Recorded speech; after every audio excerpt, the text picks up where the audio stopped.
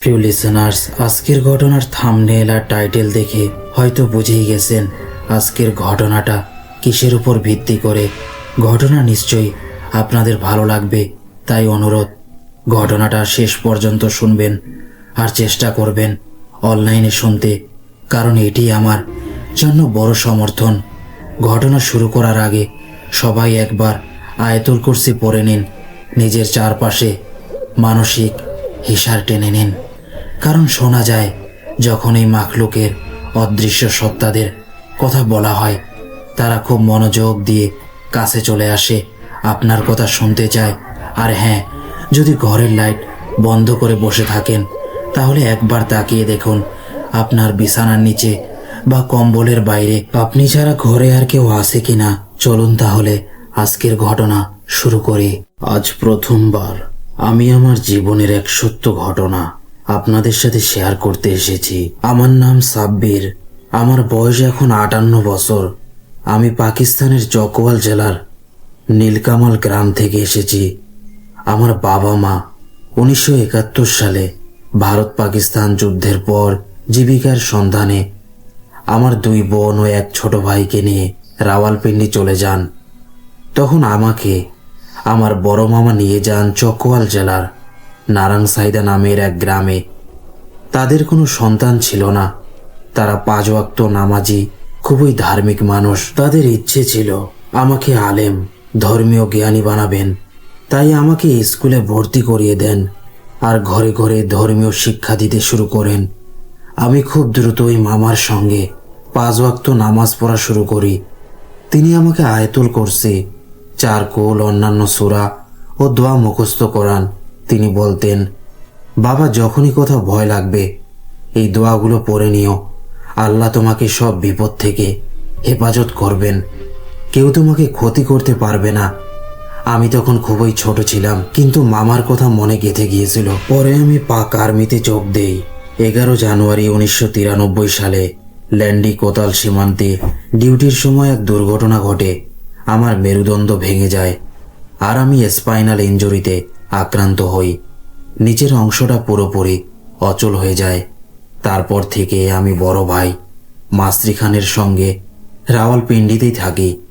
আমার ভাতিজা আর তার সন্তানরা আমার খুব যত্ন নেয়। আল্লাহ তাদের উত্তম প্রতিদান দিন, বরকত দিন, সব বিপদ থেকে রক্ষা করুন, আমিন। 2য় শ্রেণীতে পড়ার সময়ের কথা। গ্রীষ্মের ছুটি শুরু হলে আমার বড় মামা আমাকে রাওয়ালপিন্ডিতে আমার বাবা মায়ের কাছে রেখে যান। 2 দিন পর তিনি গ্রামে ফিরে যান। ছুটির সময় খবর আসে মামা শকিব মোহাম্মদ মারা গেছেন। নানা তো আমার জন্মের আগেই ইন্তেকাল করেছিলেন। আর 6 মাস পর নানিও মারা গেলেন। এখন আমিও আমার ছোট মামা আহম্মদ দিন ছাড়া আর কেউ ছিল না। মামিও ছিলেন না। বাড়ির সব কাজ মামাই করতেন। মামা আহম্মদ দিন 2020 সালে মারা গেছেন। এরপর থেকেই শুরু হয় সেই ঘটনা। যখন আমি 3য় শ্রেণীতে, গ্রীষ্মকাল, টানা 2 দিনের স্কুল ছুটি, আমি মামার কাছে থেকে অনুমতি নিয়ে নিজের গ্রাম নীলকামালের উদ্দেশ্যে রওনা দিলাম। সেই সময় আমার বয়স ছিল সর্বোচ্চ 9 বছর। আমাদের নিয়াল থেকে আমাদের গ্রাম পর্যন্ত পথটা প্রায় 1.5 ঘন্টার হাঁটা রাস্তা। আমি একাই রওনা দিয়েছিলাম। তখনকার দিনে পথ ঘাটে কোনো বিপদের কথা ভাবতেও হতো না। একেবারে নিশ্চিন্তে গ্রামে পৌঁছে গেলাম। গ্রামে আমার 2 চাচা আর এক বড় আপা ছিল। ওদের সঙ্গে দেখা করলাম, একদিন থাকলাম। পরের দিন সকালে আপার সঙ্গে দেখা করে ফিরে আসার প্রস্তুতি নিলাম। আপা বলল, ওই রোদে এখন যাস না, সূর্য তো যেন আগুন ছুটছে আকাশ থেকে। কিন্তু আমি কিছুতেই শুনলাম না, কারণ সকালে আবার স্কুলও ছিল আর ফেরার পথও লম্বা। আপা কিছুদূর পর্যন্ত আমার সঙ্গে এলেন। রাস্তায় ছোট চাচার সঙ্গে দেখা হলো। তিনি বললেন, বাবা, এই সময়টা ভালো না, তুমি তো একা যাচ্ছ, একটু অপেক্ষা করো। তিনি জানতেন আমি প্রায় একা যাই আসি, তবুও বললেন, দেখো, যদি পথে কেউ তোমার পেছনে আসে তাহলে থেমে যাও বা আস্তে হাঁটো, যাতে সে তোমার পাশে এসে পড়ে। আর যদি কেউ সামনে থাকে তাহলে একটু গতি বাড়িয়ে তার সঙ্গে মিলো। তাতে পথটা ভালো কেটে যাবে। আমি বললাম, ঠিক আছে চাচা। তারপর আমি রওনা দিলাম।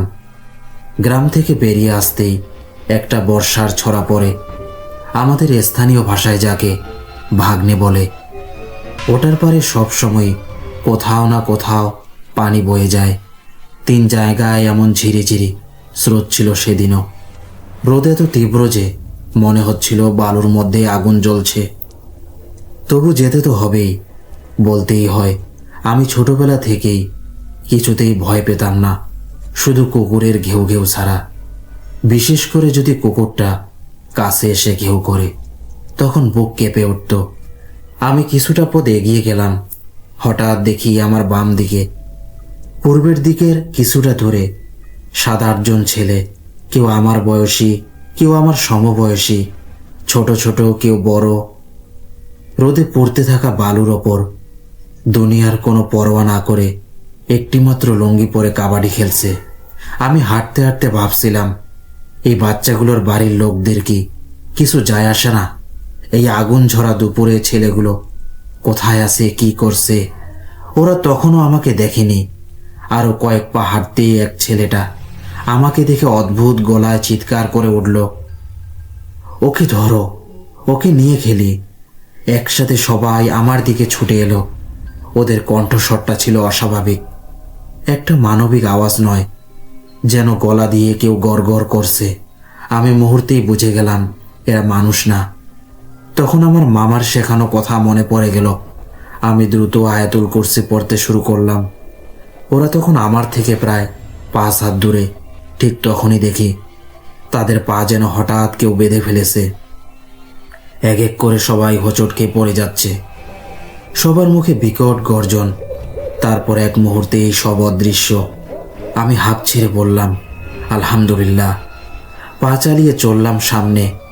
একটু দূরে পৌঁছে গেলাম সেই ছড়ার ধারে, যেখানে পানিটা বয়ে যাচ্ছিল। ওখানে হাত মুখ ধুয়ে নিলাম, একটু জিরিয়ে নিলাম। ছড়াটা পার হতে হলে কিছুটা পথ ছিল। সেই পথে আমাদের গ্রামের কিছু বাড়িও পড়ে। ওই বাড়িগুলোর লোকেরা কুকুর পুষত, কারণ ওই জায়গাটা ছিল জনবসতি থেকে একটু দূরে।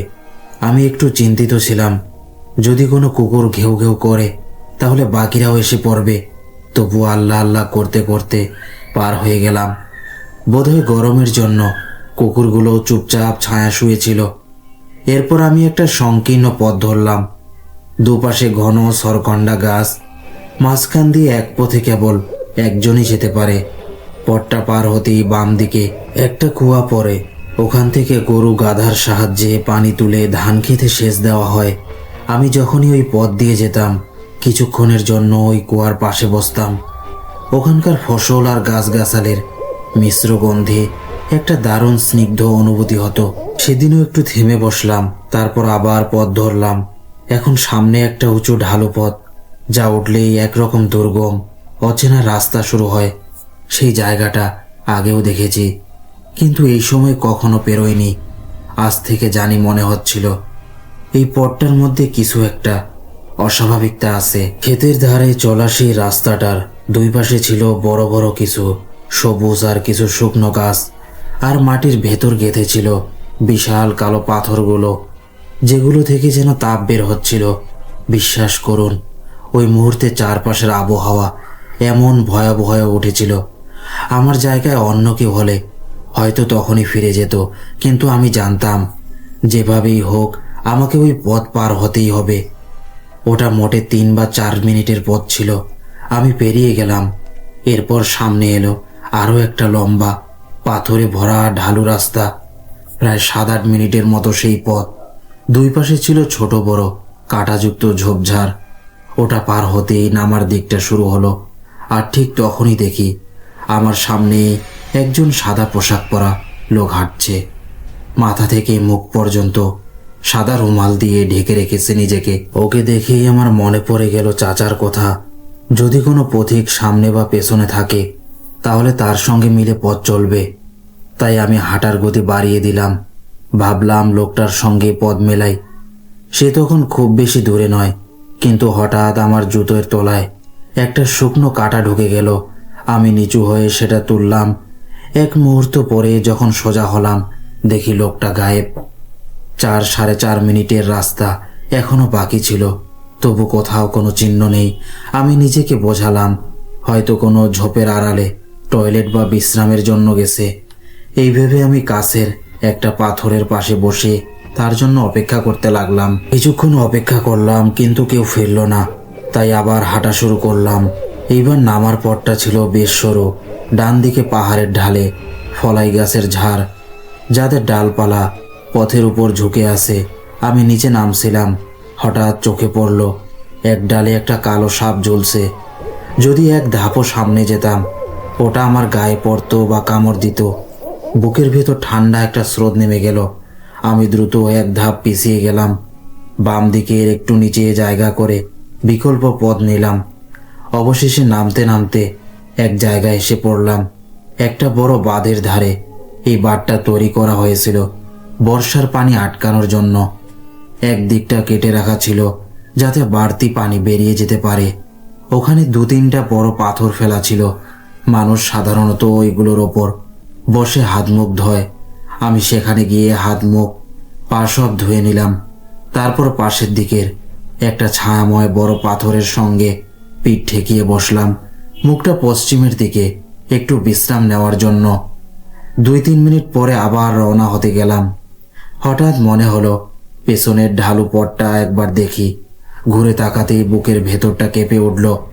একটা বড় সাদা কুকুর, যার বাম চোখ থেকে রক্ত ঝরছে, ধীরে ধীরে নিচের দিকে নামছে, আর তার চোখ একটানা আমার দিকেই তাকিয়ে। আমি স্থির হয়ে গেলাম, কি করব বুঝে উঠতে পারছিলাম না। কুকুরটা নেমে এসে আমার সামনে থেমে গেল এবং আমার চোখের দিকেই চেয়ে রইল। ওর চোখ থেকে টপ টপ করে পড়া রক্ত জমে একটা ছোট লাল দাগ তৈরি করলো মাটিতে। তারপর সে শরীরটা নামিয়ে সামনের পা দুটো মাটিতে রেখে ঝাঁপ দেওয়ার ভঙ্গি নিল। আমি তাড়াতাড়ি কয়েকটা পাথর হাতে তুলে নিলাম, নিশ্চিত বুঝলাম এখনই ও আমার দিকে ছুটে আসবে। আমি মনে মনে দোয়া পড়তে শুরু করলাম। তারপর ধীরে ধীরে আয়াতুল কুরসি পড়তে লাগলাম এবং আমার গলা নিজে থেকেই উঁচু হয়ে গেল। এক আশ্চর্য ব্যাপার ঘটল, ও কুকুরটা একদম থেমে গেল। তারপর একটা বিকট আওয়াজ করে ধীরে ধীরে পিছিয়ে দাঁড়ালো। আমি পাথর হাতে দাঁড়িয়ে বললাম, চলে যা, রাস্তা ছেড়ে দে। ও যেন বুঝলো, ধীরে ধীরে মাথা নিচু করে ফিরে গেল আর সেই বাঁধের পাশ দিয়ে হেঁটে একটা গোল টিলার আড়ালে মিলিয়ে গেল। আমি দ্রুত এক পাশে উঠে টিলার ওপরে গেলাম। দেখলাম সামনের পথেও কুকুরটা নেই। বুক ভরা নিঃশ্বাস ফেললাম। অবশেষে আবার হাঁটা শুরু করলাম, কিন্তু 2 পা যাওয়ার পরে আমার চোখ কপালে উঠল। সামনে 2 ছোট পাহাড়ের ফাঁকে আবার সেই সাদা পোশাক পরা লোকটা হাঁটছে। এবার আমি গতি বাড়ালাম, ভাবলাম এবার আর হারাবো না। কিন্তু আমি ঠিক সেই জায়গাতেই পৌঁছাই, লোকটা আবার গায়েব। আমি ভাবলাম হয়তো সামনে বড় ক্ষেতের ধার আছে, সেই সারি সারি গাছ আর ঝোপ আছে, সেইগুলোর আড়ালে চলে গেছে। তাই আমি আরো দ্রুত হাঁটতে লাগলাম। গাছগুলোর কাছে পৌঁছে দেখি চূড়ায় ওঠা শেষ হতেই সামনে খুলে গেল হরস গ্রামের পুরনো কবরস্থান। চারপাশে কাটা ঝোপ দিয়ে ঘেরা, মাঝখান দিয়ে একটা সরু রাস্তা চলে গেছে। আমি সেই পথেই পা রাখলাম। দেখলাম কবরস্থানের এক পাশে সাদা কাপড় পরা লোকটা কিছুক্ষণ থেমে দাঁড়িয়ে রইল, তারপর ধীরে ধীরে ভেতরের দিকে চলে গেল। আমি কবরস্থানের কিনারায় পৌঁছে তাকে সালাম দিলাম, সূরা ফাতিহা পড়লাম, তারপর হাঁটতে শুরু করলাম। লোকটা আমার দিকে পেট দিয়ে একটা কবরের পাশে দাঁড়িয়েছিল। আমি যখন তার কাছাকাছি পৌঁছাতে যাচ্ছিলাম, তখন হঠাৎ কবরস্থানের ওপারের রাস্তায় আরেকজন লোককে দেখতে পেলাম। তার কাঁধে ছিল ক্ষেতের কাজে ব্যবহৃত কাঠের লাঙল, আর সে হাত নেড়ে আতঙ্কিত মুখে আমাকে নিজের দিকে ডাকছিল। আমি মুহূর্তের জন্য থমকে গেলাম, তারপর কোনো কিছু না ভেবে দৌড়ে গেলাম সেই লোকটার দিকে। আমি পৌঁছাতেই সে হাঁপিয়ে উঠে বলল, আল্লাহ তোর শুকর, তুই ঠিক সময় এসে গেছিস। আমি অবাক হয়ে জিজ্ঞেস করলাম, কেন, কি হয়েছে চাচা, আপনি ভয় পাচ্ছেন কেন? সে তড়িঘড়ি করে বলল, তুই কবরস্থানে ওটাকে দেখেছিস? আমি মাথা নেড়ে বললাম, হ্যাঁ, এক লোক ছিল, সাদা কাপড় পরা। একথা বলেই আমি পেছনে তাকালাম, কিন্তু যেখানে লোকটা দাঁড়িয়েছিল সেখানে এখন শুধু ধোয়ার মতো একটা কালো ছায়া দুলছিল। আমার শরীর শিউরে উঠল। চাচা গম্ভীর গলায় বলল, ওটা মানুষ না বাবা, ওর চেহারা শুধু মানুষ সদৃশ। এই পথের অনেক পুরনো বাসিন্দা ও। আমি স্তব্ধ হয়ে দাঁড়িয়েছিলাম। চাচা বলল, চল এখান থেকে তাড়াতাড়ি বের হয়ে যা। তুই এখানে কেন এসেছিস? আমি বললাম, চাচা আমি তো হারাজে না, নারায়ণ গ্রামের নেহালের বাড়ি যাচ্ছি। চাচা বলল, তাই বল, চল আমি তোর পথ দেখাই, এই দিকেই তোর গন্তব্য। সে আমাকে নিজের গ্রাম পেরিয়ে খোলা মাঠের দিকে নিয়ে এলো। দূর থেকে আমি দেখতে পেলাম নারায়ণ গ্রামটা সামনেই, কিন্তু চাচা বলল এখনো প্রায় 20-23 মিনিট হাঁটতে হবে। এ রাস্তাটা খুব নির্জন। রাস্তার দুই পাশে ছিল উঁচু উঁচু ক্ষেত, চারদিকে কাটা ঝোপের বেড়া। গ্রামের ভিতরটা ছিল একেবারে নিস্তব্ধ, যেন অনেক দিন কেউ এখানে চলাফেরা করেনি। আমি হাঁটতে লাগলাম। সামনে একটা ছোট সেতু। সেই সেতু পার হলে কাঁচা রাস্তা, যেখান থেকে চকওয়াল ও নারাঙে বাস চলে। সেতুর কিছু আগেই বাঁ দিকের নিচে দেখলাম একটা ছোট কুয়া, যার পানি ছিল মাত্র 4 থেকে 5 ফুট নিচে। কাছেই একটা ছোট গাছের ডালে দড়ি বাঁধা কলস ঝুলছে, যেন পথিকরা পানি খেতে পারে। আমি নিচে নেমে ঠান্ডা পানি তুলে পান করছিলাম। হঠাৎই টের পেলাম কেউ আমার কাঁধে হাত রাখলো। পেছনে ঘুরে দেখি সেই সাদা কাপড় পরা লোকটা। আমার গলা শুকিয়ে গেল, মুখ হা হয়ে রইল। সে ভারী গভীর গলায় বলল, আমাকে পানি দাও। আমি হাতের কলস নামিয়ে রাখলাম, কিন্তু পানি ঢেলে দিলাম। সে হঠাৎ গর্জে উঠল, তুই পানি ফেললি কেন? তার কণ্ঠ এত ভারী, এত অস্বাভাবিক যে শরীর জমে গেল। আমি কাপা গলায় বললাম, আমাদের বড়রা বলেছেন নিজের ছোঁয়া লাগা পানি বা খাবার কাউকে দেওয়া ঠিক না। সে ঠান্ডা গলায় বলল, থাক। আমার বুকের ভেতর ধপ্পকানি শুরু হলো। জায়গাটা এমন ছিল যে আশেপাশে কেউ থাকলেও আমাকে দেখতে পারতো না। রাস্তা ছিল উঁচু, চারপাশে ঘন গাছপালা, কাটা ঝোপে ঘেরা। সূর্য তখন পশ্চিমে ঢলে পড়েছে, আলোর রং লালচে। লোকটা ধীরে ধীরে সামনে এগোতে লাগলো। তার মাথায় বাঁধা কাপড়টা একটু একটু করে সরে যাচ্ছিল, আর আমি দেখলাম কাপড়ের নিচে ছোট ছোট দুটো শিং গজানো। মুখের এক পাশে পুঁজ ভরা ক্ষত, আর অন্য পাশ দিয়ে হাড়ের ধারালো অংশ বেরিয়ে কান বরাবর গেঁথে আসে। আমি স্থির হয়ে গেলাম, হাত পা কাঁপছে, মুখ শুকিয়ে কাঠ। এবার জানতাম যদি কিছু না করি বাঁচব না। আমি থেমে গিয়ে মনে মনে দোয়া পড়তে শুরু করলাম। আয়াতুল কুরসি পড়লাম। লোকটা তখনও আমার দিকে ধীরে ধীরে আসছে। চোখ দুটি রক্তাক্ত, পায়ের শব্দ শোনা যাচ্ছে না, যেন মাটি ছুঁয়ে না ভেসে আসছে। তার মাথার কাপড় পুরোপুরি সরে গিয়েছিল। দেখা গেল ওর কান বাদুরের মতো তীক্ষ্ণ, লম্বা ও ছিদ্র করা। আমি থেমে গিয়ে নিচু গলায় চারকুল পড়তে শুরু করলাম। ও 2 হাতে মাথা চেপে ধরল, যেন ভেতর থেকে ছটফট করছে। কিছুক্ষণ পর তার গলা থেকে কুকুরের মতো গড়গড় আওয়াজ বের হতে লাগলো। তারপর হঠাৎ পেছনের ঝোপের দিকটায় চলে গেল। কিন্তু তারপরেই সে আবার আমার দিকে ফিরে এলো। এবার সে হাত দুটো সামনে বাড়িয়ে দিল। তার 2 ওপরের দাঁত লম্বা হয়ে বেরিয়ে এসেছে, আর নখ যেন 1 ফুট লম্বা, ধারালো ছুরির মতো। আমি পেছোতে লাগলাম। রাস্তার দিকে যেতে যেতে সে গর্জন করলো, তোর টুকরো টুকরো করে ছেলেপিলেদের খাওয়াবো। শব্দটা এমন ভয়ঙ্কর ছিল যেন বিশাল কোনো খালি হল ঘরে কেউ চিৎকার করছে। আমার বুক ধরফর করছে, মুখ শুকিয়ে কাঠ। আমি পিছিয়ে যাচ্ছি, আর সে ধীরে ধীরে সামনে আসছে। আমি জোরে জোরে পড়তে শুরু করলাম আয়াতুল কুরসি। সে চেঁচিয়ে উঠল, চুপ কর, এটা পুরো বন্ধ কর। আমি বুঝে গেলাম এটাই তার দুর্বলতা। রাস্তার দিকে পৌঁছে দেখি দূরে একটা লোক যাচ্ছে। আমি হাত নেড়ে তাকে ডাকতে লাগলাম। সে আমাকে দেখে দ্রুত এগিয়ে আসছে। আমি আবার জোরে কণ্ঠে পড়তে শুরু করলাম, আল্লাহু লা ইলাহা ইল্লাহু। লোকটা ততক্ষণে আমার একদম কাছাকাছি, আর ওই দানবের মতো ছায়া ধীরে ধীরে তুলতে লাগলো। মাথাটা ঘুরছে, শরীরটা কাঁপছে। আমি সাহস সঞ্চয় করে কয়েক কদম এগোলাম। বুক ভরে দোয়া পড়তে লাগলাম। তারপর তার দিকে জোরে ফু দিলাম। হঠাৎই ওর শরীর থেকে ধোঁয়া বের হতে লাগলো। তারপর তার মাথায় আগুন ধরে গেল। চোখের সামনে দেখলাম আগুন মুহূর্তে তার পুরো দেহে ছড়িয়ে পড়ল।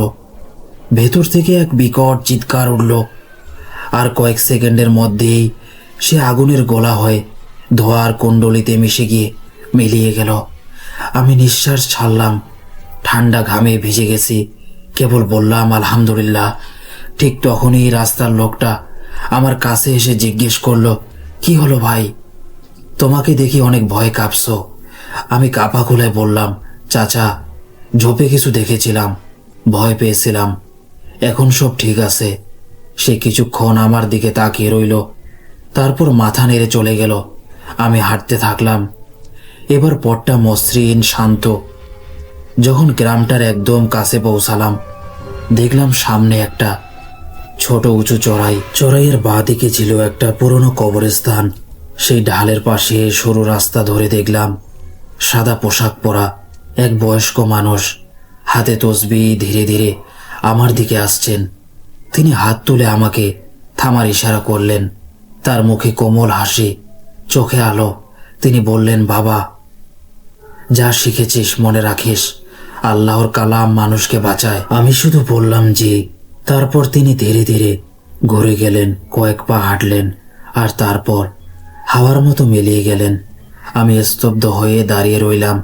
আজও বুঝতে পারিনি সেই বয়স্ক লোকটা কে ছিলেন, মানুষ নাকি অন্য কিছু। বছর কেটে গেছে। কিছুদিন আগে আমার ছোট ভাই আনোয়ারের ছেলে সাকলেন আনোয়ার রাওয়ালপিন্ডিতে আমাদের বাসায় আসে। ও এমনই এক ঘটনা প্রসঙ্গে তুলেছিল। তখন আমি আমার এই অভিজ্ঞতার কথাটা সবাইকে বললাম। সবাই অবাক, এত ছোটবেলায় এমন কিছু ঘটে, অথচ কাউকে বলিনি। আমি হেসে বলেছিলাম, ছোটবেলায় ভয়টা ঠিক বুঝতাম না, হয়তো আল্লাহই রক্ষা করেছিলেন। আমি নেহালের মামা আহমদ্দিন সাহেবের বাসায় ৪র্থ শ্রেণী পর্যন্ত সেখানে ছিলাম। এই আমার জীবনের সত্য ঘটনা। যদি ঘটনাটা ভালো লেগে থাকে তাহলে অবশ্যই শেয়ার করবেন, আর লেখায় যদি কোনো ভুল হয়ে থাকে মাফ করবেন। আল্লাহ হাফেজ। ধন্যবাদ আপনাকে আপনার ঘটনা শেয়ার করার জন্য। প্রিয় লিসেনার্স, এবার আমরা আরেকটি ঘটনায় চলে যাব। আমাদের এক প্রবীণ ওস্তাদ ছিলেন, সবার শ্রদ্ধার মানুষ। একদিন সন্ধ্যাবেলা বসে বসে আমরা ঠিক করলাম, আজ রাতে চল মাছ ধরতে যাই। আমার এক বন্ধু বলল, ওস্তাদকেও সাথে নিয়ে যাই না, উনি অনেক দিন ধরেননি। রাত তখন প্রায় ৯টা। আমরা সবাই মিলে গাড়ি নিয়ে রওনা দিলাম জবলপুর শহর থেকে প্রায় ২৫ কিলোমিটার দূরে নর্মদা নদীর ধারের দিকে। সেখানে পৌঁছাতে হলে ঘন জঙ্গল পেরিয়ে যেতে হয়। প্রায় ১০ কিলোমিটার পথ জুড়ে কোথাও মানুষের বাড়িঘর বা আলো নেই। নিস্তব্ধ অন্ধকার আর জঙ্গলের গন্ধে ভরা রাস্তা। গাড়ি পার্ক করে নদীর ধারে নামার জন্য আমাদের প্রায় ১ কিলোমিটার পাথরে ঢাল বেয়ে নিচে নামতে হলো। পথটা ছিল সোজা, কিন্তু ভয়ানক বিপজ্জনক। পাথর ফসকালে সরাসরি গভীর পানিতে পড়ে যাওয়ার সম্ভাবনা। নিচে পৌঁছে ওস্তাদ তার মাছ ধরার ছিপ বার করলেন আর চারা লাগিয়ে পানিতে ফেললেন। আমরা কেউ কেউ নদীর ধারে বসে গল্প করছিলাম, কেউ ধোঁয়া তুলছিল সিগারেটের। ঠিক সেই সময় হঠাৎ আমাদের এক বন্ধু চিৎকার করে উঠল, উস্তাদ, শাহনাহাজ, ওদিকে দেখো। আমরা সবাই চমকে তাকালাম। সে কাপা গলায় বলল, চুপ করো, শব্দ করো না। সামনে ওই চাটা পাথরের ওপর কেউ যেন ঝুলছে। আমরা সবাই যখন তাকালাম তখন বুকের ভেতর যেন রক্ত জমে গেল। পাথরের ওপর প্রায় ২০-২১ ফুট লম্বা এক অদ্ভুত জীব উল্টো হয়ে ঝুলছে। পুরো শরীর কালো চকচকে, কোনো পোশাক নেই তার গায়ে। তার পা দুটো পাথরে এমনভাবে গেঁথে আছে যেন দাগ পড়ে গেছে। আর সে ধীরে ধীরে হাতের ভর দিয়ে উল্টো হয়ে নিচের দিকে নামছে, আমাদের দিকেই। পাথরটা অন্তত ১০০ ফুট উঁচু। আমাদের নদীর ধারে আটকা, সামনে গভীর নর্দমা, পেছনে ঘন জঙ্গল। যেদিকে তাকাই মনে হচ্ছিল মৃত্যুই সামনে। ওস্তাদ সহ সবার মুখ ফ্যাকাশে হয়ে গেল, কেউ কোনো কথা বলছে না। ঠিক তখন আমার এক বন্ধু সলিম, সে একটু নেশায় ছিল, হঠাৎ বোতলটা হাতে তুলে নিয়ে আছাড় মারল ওই প্রাণীর দিকে। বিরাট এক চিৎকারে কেঁপে উঠল পুরো বন। মনে হলো যেন কানের পর্দা ছিঁড়ে যাবে সেই আওয়াজে। ওই কালো জীবটা এমন ভাবে চেঁচাতে লাগলো যে আমরা কেউ স্থির থাকতে পারছিলাম না। সলিম আর দুইজন মিলে উল্টো তাকে গালিগালাজ দিতে লাগলো। নেশার ঘরে কাকে কি বলছে তার ঠিক নেই। ওস্তাদ চেঁচিয়ে উঠলেন, চুপ করো সবাই, কিছু বলো না, এটা আল্লাহর সৃষ্টি, যদি দেখতে পারো শান্তভাবে দেখো, না পারলে উপেক্ষা করো, এটা নিজেই চলে যাবে। ওস্তাদের মুখে ছিল দেহ বিশ্বাস, কিন্তু তার চোখেও আমি ভয় দেখেছিলাম। আমরা নিঃশব্দে তাকিয়ে রইলাম। ওই কালো প্রাণীটা ধীরে ধীরে চাটা পাথর বেয়ে নেমে এলো আমাদের একদম কাছে। আর ঠিক যেই মুহূর্তে সে প্রায় আমাদের ছুঁই ছুঁই দূরত্বে পৌঁছালো, হঠাৎ এক ধোঁয়ার কুণ্ডলের মতো মিলিয়ে গেল চোখের সামনে থেকে। সবাই একসাথে চিৎকার করে উঠলাম, আল্লাহু আকবার। আমরা যেভাবে দেখেছিলাম সেভাবেই সেটা গায়েব হয়ে গেল, ধোঁয়ার মধ্যে বিলীন হয়ে। ওস্তাদ তখন চুপচাপ বললেন, আর দেরি করো না, এখনই এখান থেকে চলে যাও। আমরা সবাই ছিপ জাল সব ফেলে উঠে পড়লাম, পাথর বেয়ে দৌড়ে উঠতে লাগলাম উপরের দিকে। রাস্তাটা যেমন সোজা তেমনি ভয়ানক। জঙ্গলের ভেতর দিয়ে যেতে প্রায় 10 মিনিট লাগে। আমাদের সবার বুক ধকধক করছে, মনে হচ্ছিল কোনো অদৃশ্য চোখ আমাদের পেছন থেকে দেখছে। গাছের পাতার শব্দ, ঝোপের নড়াচড়া সবই তখন অস্বাভাবিক লাগছিল। আমরা দৌড়াতে দৌড়াতে রাস্তার কাছাকাছি পৌঁছেছিলাম। এমন সময় স্পষ্ট শুনতে পেলাম 2 নারীর কণ্ঠ, যেন খুব কাছ থেকে ঝগড়া করছে, কিন্তু আশেপাশে ছিল নিস্তব্ধ অন্ধকার, কেউ নেই। আমরা যখন দৌড়ে জঙ্গলের ভেতর দিয়ে ফিরতেছিলাম তখনও সেই 2 নারীর ঝগড়ার আওয়াজ স্পষ্ট শুনতে পাচ্ছিলাম। কিন্তু আশ্চর্যের ব্যাপার, কাউকে দেখা যাচ্ছিল না। শুধু মনে হচ্ছিল ঠিক আমাদের চোখের সামনে 2 জন নারী একে অপরের চুল ধরে টানাটানি করছে, ধাক্কা দিচ্ছে, মারছে, কিন্তু চোখে কেউ নেই। শুধু সেই আওয়াজ, হাহাকার আর জঙ্গলের কুয়াশা। ওস্তাদ হঠাৎ বললেন, সবাই একসাথে সূরা নাস আর সূরা ফালাক পড়ো জোরে জোরে। আমরা কেউ দেরি করিনি, সবাই মিলে একসাথে দোয়া পড়তে শুরু করলাম। আর অদ্ভুতভাবে যেই আমরা পড়া শুরু করলাম, সঙ্গে সঙ্গে সব আওয়াজ থেমে গেল। চারপাশ নিস্তব্ধ, কিন্তু ভয় তখনও শেষ হয়নি, কারণ আমরা বুঝতে পারছিলাম আমরা যেন কোনো ঘূর্ণির মধ্যে আটকে পড়েছি। রাস্তাটা একটাই, কিন্তু আমরা প্রায় 2 ঘন্টা ধরে হেঁটে চলেছি, তবু মূল রাস্তা খুঁজে পাচ্ছি না। এই পথ আমরা ভালো করেই চিনতাম। দিনের বেলায় কতবার মাছ ধরতে এসেছি এখানে, কিন্তু আজ রাতটা যেন অন্যরকম। সবচেয়ে পরিচিত জায়গাটাও আজ অপরিচিত, অচেনা আর বিভীষিকাময় লাগছিল। আমরা আলো খুঁজতে খুঁজতে দিশেহারা হয়ে পড়েছিলাম। ঠিক তখন দূরে কিছু নড়াচড়া চোখে পড়ল। চাঁদের আলোয় দেখা গেল সেই একই কালো জীব। ও দাঁড়িয়ে আছে অনেক দূরে, কিন্তু এবার তার হাতে কিছু একটা আছে।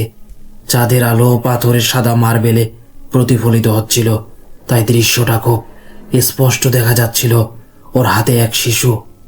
আমরা অবিশ্বাসের চোখে তাকিয়ে দেখলাম ও সেই শিশুটাকে মুখে নিয়ে ধীরে ধীরে গিলে ফেলছে। মুহূর্তেই বুকটা কেঁপে উঠল, কারো মুখ থেকে শব্দ বের হচ্ছে না। আমরা সবাই একসাথে একটা বড় পাথরের আড়ালে লুকিয়ে পড়লাম। ওস্তাদ ফিসফিস করে বললেন, চুপ থেকো, দোয়া পড়ো, চোখ বুজে পড়ো। আমরা সবাই একসাথে পড়তে লাগলাম, আয়াতুল কুরসি, সূরা নাস, সূরা ফালাক।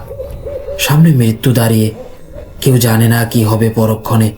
প্রত্যেক মনে মনে ক্ষমা চেয়ে নিচ্ছিল নিজের ভুলের জন্য। হঠাৎ ওস্তাদ বললেন, আমি সামনে যাচ্ছি, তোমরা আমার পেছনে এসো, ভয় পেও না, শুধু পড়ে যাও। উনি আস্তে আস্তে পাথরের ধারে এগিয়ে গেলেন। তার পেছনেই সলিম, সেই লোকটা যে আগের বার শয়তানকে বোতল মেরেছিল। আমরা সবাই পাথরের আড়াল থেকে ওদের দেখতে লাগলাম। চারপাশে একেবারে নীরবতা। ঠিক তখনই সেই জীবটা আবার নড়ল, কিন্তু এবার তার সামনে কিছু নেই, কেবল শিশুর রক্তে ভেজা এক মাংসখণ্ড পড়ে আছে। ও হঠাৎ গায়েব হয়ে গেল, যেন বাতাসে মিশে গেছে। আমরা এগিয়ে গিয়ে দেখলাম একটা শিশুর মৃতদেহ পড়ে আছে, হাড় গোড় প্রায় দেখা যাচ্ছে, রক্ত এখনো টলটল করছে। দৃশ্যটা এতটাই ভয়ানক ছিল যে সলিম হঠাৎ বিকট চিৎকার করে উঠল। তার চোখ দুটো একেবারে লাল হয়ে গেছে, মুখ দিয়ে অজানা ভাষায় কিছু বলতে শুরু করলো, আর আচমকা সে পাথরের ধারে দৌড়ে গিয়ে ঝাঁপ দিল নিচে। সবাই একসাথে চিৎকার করলো। ওই পাথরটা অন্তত 30 ফুট উঁচু। আমরা ভেবেছিলাম ওর শরীর নিশ্চয়ই চূর্ণ বিচূর্ণ হবে, কিন্তু না। আমরা নিচে তাকিয়ে দেখলাম সলিম দাঁড়িয়ে আছে ঠিক নিচের ধারে, যেন কিছুই হয়নি। ওর চোখ এখনো লাল, দৃষ্টি স্থির। ওস্তাদ দোয়া পড়তে শুরু করলেন, আমরাও সঙ্গে সঙ্গে যোগ দিলাম। আয়াতুল কুরসি, সূরা ফালাক, সূরা নাস যত জোরে সম্ভব পড়তে লাগলাম। কিছুক্ষণ পর সলিম ধীরে ধীরে চোখ বন্ধ করলো, তারপর ঢলে পড়ল মাটিতে। আমরা দৌড়ে গিয়ে ওকে তুলে আনলাম, গাড়িতে শুইয়ে দিলাম। ও তখন অচেতন, নিঃশ্বাস ধীরে চলছে। সোজা নিয়ে গেলাম হাফেজ সাহেবের কাছে, যিনি এলাকার নামী আলেম। সব শুনে উনি প্রচণ্ড রেগে গেলেন। বললেন, ওই জায়গায় কেন গিয়েছিলে তোমরা? ওটা পুরনো হিন্দুদের শ্মশান, বহু বছর আগে বন্ধ হয়ে গেছে। তারপর উনি সলিমের গায়ে বহুবার দম করলেন, দোয়া পড়লেন। সারা রাত ধরে চলল তা। ভোরের দিকে সলিমের জ্ঞান ফিরল, উনি বেঁচে গেছে। আমরা সবাই আল্লাহর শুকরিয়া আদায় করলাম। কিন্তু ঘটনা এখানেই শেষ নয়। পরের দিন সকালবেলা সলিম বলল, রাতে যখন ঘুমিয়েছিল তখন মনে হচ্ছিল কেউ তার বুকের ভেতর মাঝখানে ফাড়তে চাইছে, যেন দেহটা 2 ভাগে ভাগ হয়ে যাবে। তার মা ও বোনেরা তৎক্ষণাৎ দোয়া পড়ে ওর গায়ে দম করল, কিন্তু পরের মুহূর্তে অদ্ভুত কিছু ঘটল। সলিমের ঘরের পিছনে ছাগলটা একদম হঠাৎ করেই মরে গেল।